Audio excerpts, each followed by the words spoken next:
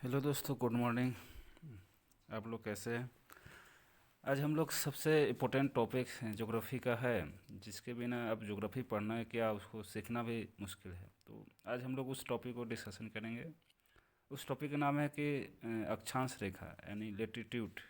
Latitude किसे कहते हैं?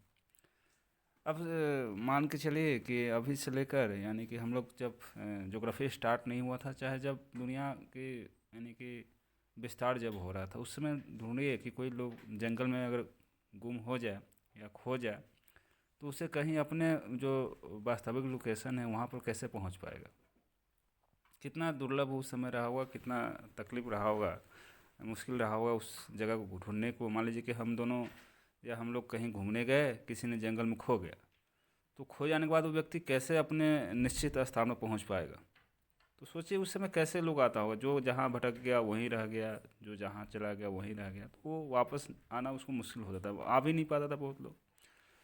तो बहुत मुश्किल हो जाता। फिर उसके बाद जब ज्योग्राफी स्टार्ट हुई, तो स्टार्ट होने के बाद लोगों को लगा कि भाई हम किसी भी जगह को, स्थान को पता कैसे करें, कैसे पता चले कि हम यहाँ हैं चाहे वहाँ है चाहे जहाँ भी है। तो ज्योग्राफी में जब भी आपको किसी लोकेशन को पता करना होता है, तो दो तरह से आप पता कर सकते हैं। एक तो खगोलीय स्थिति के हिसाब से, दूसरा हो गया ज्योग्राफी भौगोलिक स्थिति के हिसाब से। खगोलीय स्थिति का मतलब हो गया कि एस्ट्रोनॉमिकल लोकेशन, यानी कि अक्षांश और देशांतर रेखा के माध्यम से आप किसी जगह को पता लगा सकते हैं। दूसरा हो गया भौगोलिक स्थिति, जिससे आप किसी देश के सापेक्ष में कोई दूसरा देश है, लोकेशन है, पहाड़ है, उससे आप पता लगा सकते हैं। जैसे इंडिया अपना एक देश है, तो हम भौगोलिक स्थिति की, जोग्राफिकल स्थिति से पता कर सकते हैं। इंडिया के बगल में पाकिस्तान है, जो पश्चिम में है। उत्तर में आपका अफ़गानिस्तान है। पूर्व में चाइना है, जो नॉर्थ पूर्व में यानी नॉर्थ ईस्ट में। फिर आपको ईस्ट में बांग्लादेश है, साउथ में आपका श्रीलंका, इंडियन ओशन है। तो हम इस तरह से भौगोलिक स्थिति को पता कर सकते हैं। पर ज्योग्राफिकल स्थिति से, खगोलीय स्थिति से पता ये कर सकते हैं कि भाई 8 डिग्री 4 मिनट से दक्षिण उत्तरी अक्षांश से इंडिया 37 डिग्री 6 मिनट तक, यानी कि उत्तरी उसका यानी कि क्या अक्षांशीय विस्तार है। और 68 डिग्री से 97 जो है ईस्ट तक, यानी उसका देशांतरीय विस्तार है। तो ये होगा खगोलीय स्थिति। तो जब हम अक्षांश रेखा पढ़ रहे हैं, तो हम यानी कि आप जानेंगे अक्षांश रेखा कहेंगे किसे। तो आप तो समझ गए अक्षांश रेखा का उपयोग। आज के संदर्भ में देखें, जैसे आप जीपीएस यूज करते हैं, तो जीपीएस लोकेशन कैसे ट्रैक करता है, कैसे फाइंड आउट करता है, तो उसमें कहीं ना कहीं अक्षांश रेखा और देशांतर रेखा की जो होती है, उसी से वो कैलकुलेट करता है कि आप इस जगह चाहे यहाँ हैं। तो आज आप जीपीएस देख रहे हैं, पहले सब जीपीएस वगैरह नहीं था, तो अक्षांश रेखा से लोग लोकेशन को ट्रैक करते थे। आज भी कर रहे हैं उस चीज़ को। तो जैसे कि आप देख रहे हैं कि अक्षांश रेखा कहें किसे, तो देखिए अक्षांश रेखा सो जानने से पहले हम एक अक्षांश जो होता है वो हम जान लेते हैं कि अक्षांश होता क्या है। तो किसी स्थान स्थिति को निर्धारित दो प्रकार से किया जा सकता है, जिसमें प्रथम खगोलीय स्थिति, दूसरा हो गया भौगोलिक स्थिति से पता कर सकते हैं। ठीक है। तो अक्षांश होता क्या है? जैसे अक्षांश मतलब ग्लोब या मानचित्र पर उत्तर से दक्षिण दिशा में मापी गई कोणीय दूरी कोणीय दूरी, एंगुलर डिस्टेंस जिसको कहते हैं, उसको कहते हैं अक्षांश। अक्षांश रेखा अभी हम नहीं बोले, अक्षांश बोल रहे हैं। जैसे कि इस चित्र में आप देख सकते हैं कि जैसे कि एक सर्कल है, यानी एक मन सर्कल मान के चलिए, एक अर्थ है, और बीचों बीच एक जो लाइन गुजर रही है, यानी पश्चिम से पूरब की, उसको विषुवत रेखा कहते हैं। तो उस रेखा पर एक पॉइंट रखकर हम एक ने चाप खींचा, तो देख रहे हैं कि 40 डिग्री की एंगल हम बनाए ऊपर और नीचा। उसके बाद फिर 40 डिग्री का देखिए ऊपर पैरेलल लाइन खींचे, तो उस दोनों लाइन को मिला रहा है, तो उसको कहेंगे अक्षांश, उसको कहेंगे अक्षांश। ठीक है। तो इसको कहेंगे अक्षांश। ठीक है। उसके बाद हम कहेंगे अक्षांश रेखा किसे कहते हैं।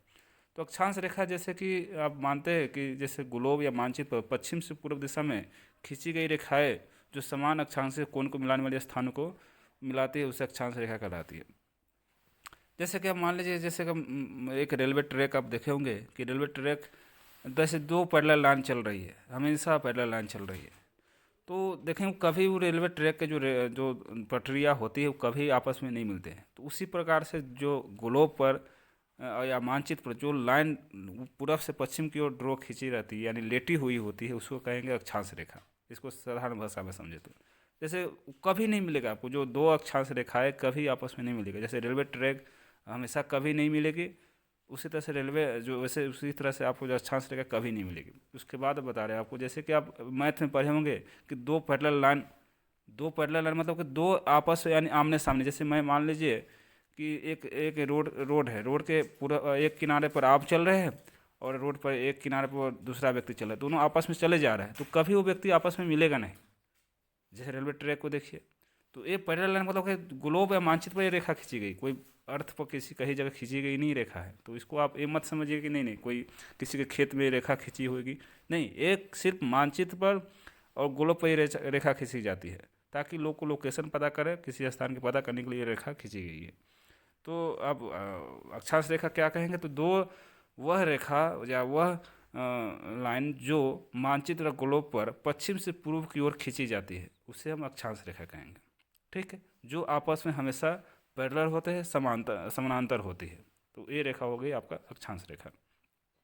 जैसे कि हम चित्र में देख रहे हैं, आपको चित्र में दिखाया गया है कि कैसे 0 डिग्री, 10 डिग्री, 20 डिग्री, 30 डिग्री ऐसी तरह से अक्षांश रेखा खींची गई, तो जिसको लेटीट्यूड कहते हैं इंग्लिश में, और ये पैरेलल ऑफ लाइन भी इसको कहते हैं।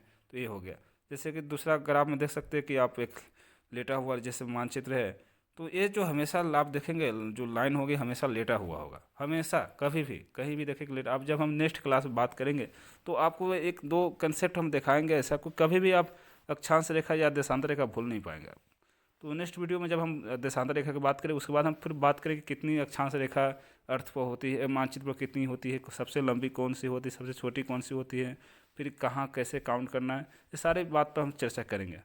तो आशा करते हैं दोस्तों कि आज आप अक्षांश रेखा सीख गए होंगे कि अक्षांश रेखा किसे कहेंगे, और ये हमेशा लेटी होती है, ये चीज़ का हमेशा ध्यान रखें। जैसे एग्जाम्पल के रूप में मैं एक बता रहा हूँ कि आप लोग हमेशा सलाद खाते होंगे, जब सलाद खाते हैं तो उसमें प्याज काटते हैं, प्याज जब काटते हैं सलाद के लिए, और उस सलाद को काटने के बाद उस प्याज को फिर ज्वाइंट कीजिए, तो जो बीच में जो रेखा आप देखेंगे उसको भी आप एक अक्षांश रेखा कर सकते हैं, क्योंकि वो देखिए कि दोनों प्याज के जो काटा हुआ जो सलाद के लिए जब ज्वाइंट कीजिएगा तो जो लाइन ड्रॉ होगा आपके ऊपर, तो उसको अक्षांश रेखा की तरह आप देखेंगे वही उसी तरह से होगा।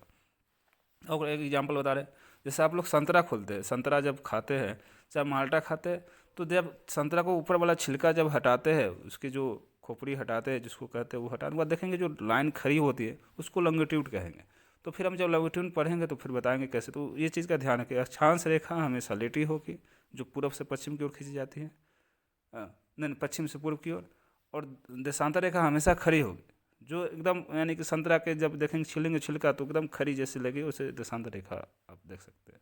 तो ये कंसेप्ट रही, तो फिर हम नेक्स्ट क्लास में बात करेंगे कि और इसमें क्या क्या कंसेप्ट होगा। तो ये स्टार्टिंग है, बाकी किसी प्रकार से कोई डाउट हो, कोई समस्या हो, कोई क्वेरी हो, तो आप मुझे टेलीग्राम पर भी मैसेज कर सकते हैं, जो आपको लिंक डिस्क्रिप्शन में दे देंगे। बाकी इसका पीडीएफ आपको टेलीग्राम पर मिल जाएगा, जो हम पीडीएफ का डिस्क्रिप्शन में लिंक इसका दे देंगे।